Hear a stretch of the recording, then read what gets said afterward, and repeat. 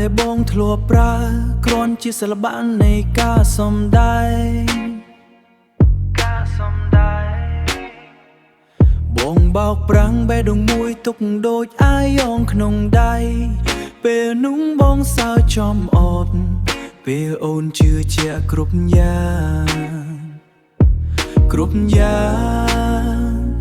តែពេលនេះភាពស្ងាត់ជ្រងំត្រឡប់មកវិញតាមទីបងសាំងភ្នោឲ្យស្នេហ៍យើងដោយដៃទទេ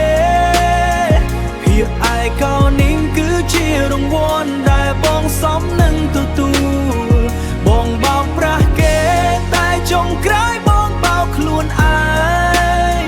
ពេលនេះទៅយល់ពាក្យថាស្ដាយក្រោយវាគ្មានន័យ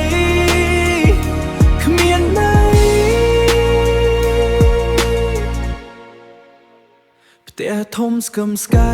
តែគ្មានសំឡេងនរណាម្នាក់រូបថតចាស់ចាំងនៅសល់គ្រាន់ជារបិទបាំងភាពខ្មាស់អៀនបងធ្លាប់គិតថាខ្លួនឆ្លាតអាចកែច្នៃវាសនា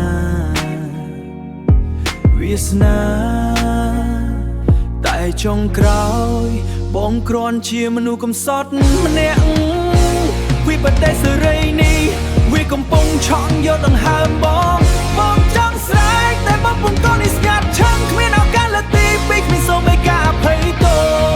បងសមនឹងនៅម្នាក់ឯងបងសាំងភ្នោឲ្យស្នេហ៍យើងដោយដៃទទេភាពឯកោនេះគឺជារង្វាន់ដែលបងសមនឹងទទួលបងបោកប្រាស់គេតែចុងក្រោយបងបោកខ្លួនឯងពេលនេះទៅយល់ពាក្យថាស្ដាយក្រោយវាគ្មានន័យ